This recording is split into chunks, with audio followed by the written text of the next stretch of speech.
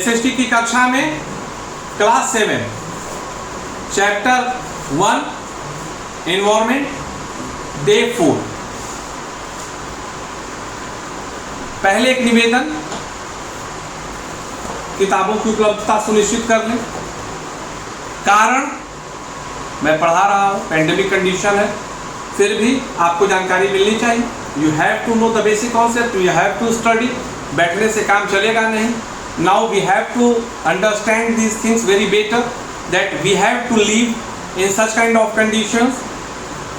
जब परिस्थिति काफ़ी ज़्यादा एक्सेप्शनल होगी, we will take the precautionary measurement like lockdown and all। लेकिन कोरोना है भी, कोरोना रहेगा, उसी के बीच में जीना है, कोई विकल्प है नहीं अभी कुछ वर्षों। वैक्सीनेशन होंगे, काफ़ी होंगे, then we will get a control over corona। But no one can say that within few days or week or year we will remove from the environment. It will take a long time. We started our discussion of chapter 1 SST class 7 environment. In the environment chapter we discussed lot of things, and my today's session is completely dedicated to environment pollution. Environment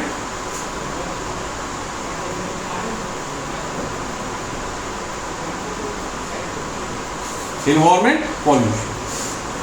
अब सवाल आता है कि आखिर environment pollution है क्या।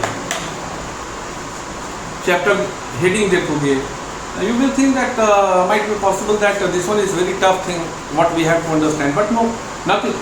You need not to worry, because the basics of the environmental pollution is very clear. In one line fact, if somebody will ask it to you that what do you mean by environment pollution, it means what? The pollution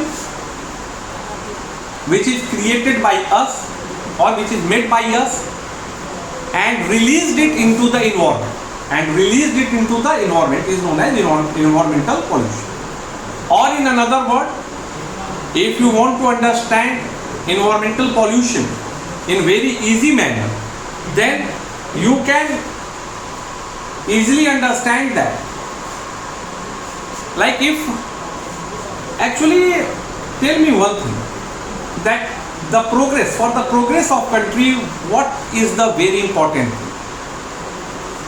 If somebody will ask it to you that what is the very important thing for the progress of country, then what you will say? You will say that lots of industries, establishment of lots of industries। उद्योगों की जितनी ज़्यादा स्थापना होगी उतना ही ज़्यादा रोजगार का अवसर मिलेगा, लोग भी सक्षम होंगे, और जब उद्योग ज़्यादा होंगे तो प्रोडक्ट ज़्यादा बनेगा और हमारे माल बाहर में ज़्यादा बिकेंगे, हमें धन की प्राप्ति होगी। उदाहरण पूछोगे, चाइना ले लो, कोरोना है भाई, कौन चाइना से कुछ बोलने जा रहा है? Is anyone is having capability, any nation is having capability to ask it to China directly that why you made like that, why you did like that? No, why? My single question to you, why no one is ready to fight with China over the COVID-19 pandemic condition? The reason is very clear, bro. The reason is very clear that most of all the nations around the world are directly or indirectly dependent upon China. या तो कहीं China का product जा रहा है, या तो China के कहीं रॉ मटेरियल जा रहे हैं, या तो किसी के रॉ मटेरियल को चाइना खरीद रहा है। पैसा बोलता है भाई, पैसा बोलता है। और ये जो आर्थिक तौर पे निर्भरता है, कोई व्यक्ति चाइना के लिए बोलने नहीं जा रहा है कि सर ऐसा हुआ, आपने क्यों किया। सार में क्या, इंडस्ट्री। अब इंडस्ट्रीज जब होंगे तो डेफिनेटली पॉल्यूशन होगा। इंडस्ट्री से जब प्रोडक्ट निकला, the good thing what is going to be released out from the industry, हम लोग उसको प्रोडक्ट बोले। Then what's about the bad thing? Bad thing ही तो पॉल्यूटेंट है। जो निकला, जो उत्पाद निकला वो बहुत अच्छा, जो उसको बनाने के दौरान अवशेष निकले उसके बारे में क्या चर्चा है, वही तो बैड थिंग है ना। And that bad things are known as pollutant. और जब वो पॉल्यूटेंट्स छोड़ दिया गया इन्वायरमेंट, चूंकि विकासशील देशों के साथ यह मूल तौर पे बहुत बड़ी समस्या है कि हम जो उस अवशेष है उसको संभाल नहीं पाते, और यही कारण है। थोड़ा दुख होगा, मैं थोड़ी यहाँ की परिस्थितियाँ और थोड़ा सा कुछ परेशानियाँ हैं हम जिस परिवेश में रहते हैं, अन्यथा मैं विद्यालय प्रबंधन से कहता कि अगर गार्जियन इच्छुक हो और जब यह कंडीशन ठीक हो तो आप बच्चों को हरिद्वार ले जाओ, एक टूर ऑर्गेनाइज करो हरिद्वार का, वहां देखो गंगा कैसी है, इलाहाबाद में देखो गंगा कैसी है। हरिद्वार की गंगा निर्मल गंगा है, सतह जमीनी सतह दिखने वाली गंगा है, कभी जल नीला दिखेगा कभी जल हरा दिखेगा, वह गंगा है, पावन गंगा। लेकिन कानपुर के बाद due to the emission of waste by the industries, जो अवशेष उद्योगों से निकलते हैं और नदी में प्रवाहित कर दिए जाते हैं, गंगा का स्वरूप फिर आप देखें ना, आगे बिहार से गुजरते हुए उत्तर प्रदेश के बाकी भागों से गुजरते हुए आप देखो जो गंगा के किनारे वो देखो गंगा का रंग, अगर धरती के सतह को आप देख लिए तो मान लेना कि गंगा निर्मल भाई। तो वो जो लिक्विड फॉर्म था वो तो नदी में डाल दिया, what's about the gaseous form? Gaseous form के विषय में क्या कहना है? वही तो इन्वायरमेंटल पॉल्यूशन का कारण है। और जिसके कारण क्या होता है, सबसे बड़ा चीज, अगर इन्वायरमेंटल पॉल्यूशन के मेरे इस चीज को आप समझे तो इन्वायरमेंटल पॉल्यूशन का ही सबसे बड़ा कारण है या सबसे बड़ा जो प्रभाव फिर हम लोगों को दिखता है वो एसिड रेन, अम्लीय वर्षा, जिसके विषय में आप जानते होंगे कि acid rain causes like lots of damages to the fertility of the soil.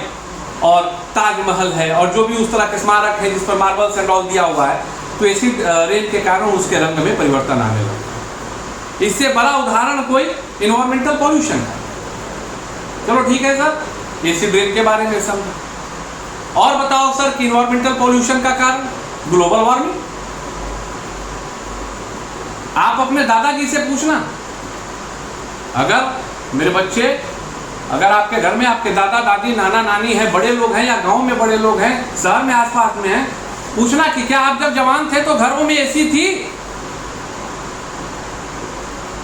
क्या वो एसी का यूज करते थे? नहीं, डेफिनेटली नहीं। वो मटका का पानी बिल्कुल ठंडा लगता था, पंखा ही मिल जाए तो बहुत होता था, मौसम पे नियंत्रण था। But now due to the environmental pollution what is happening with us, that we are facing the excessive heat waves चलते हैं। अब आप सुनते होंगे, पहले गर्मियों की छुट्टियां सरकार के द्वारा नहीं होती थी, वो विद्यालय के द्वारा होती थी, लेकिन अब हीट वेव्स आ रहा है, sometimes you will hear or you heard that the district magistrate of the respective district is passing an order कि भाई अभी 10 दिन की छुट्टी बढ़ाओ, बहुत ज़्यादा गर्मी है। ग्लोबल वार्मिंग क्यों? इन्वायरमेंटल पॉल्यूशन के कारण है। ओजोन लेयर में छेद हो रहा है, क्यों हो रहा है? क्लोरोफ्लोरोकार्बन के कारण। वो क्या कर रहा है? ग्लोबल वार्मिंग को बढ़ा रहा है, टेम्परेचर बढ़ रहा है। These are the side effects of the environmental pollution, and we have to understand it in very descriptive manner, and we have to study, we have to find out। और मैं आपके लिए भी एक काम देता हूँ कि आप सोचिए और एक अपना नोट्स बनाइए, मंतव्य दीजिए कि how we can control over global warming. आप देखते हैं सरकार की कई सारी योजनाएं आती हैं, कई सारे कार्यक्रम आते रहते हैं। ऐसा नहीं है कि बड़े लोग ही सोच सकते हैं। एक मानव मस्तिष्क, एक बाल्यावस्था का जो बच्चा होता है, जो चाइल्डहुड इग्नोरेंस को रखता है, जो चाइल्डहुड साइकोलॉजी को रखता है, वह भी कभी कभी बहुत ही सर्वोत्तम प्रकार का सुझाव दे सकता है। तो आप सोचिए और अपने टीचर को बताइएगा कि how we can control over the global warming condition. समझ में आ गया होगा? Now after the completion of this chapter 1, you have to make all the questions, you have to make first of all the important, you have to write all the important points as a notebook, and after the completion of notebook or after the completion of writing all the important points, you will solve all the question and answer, and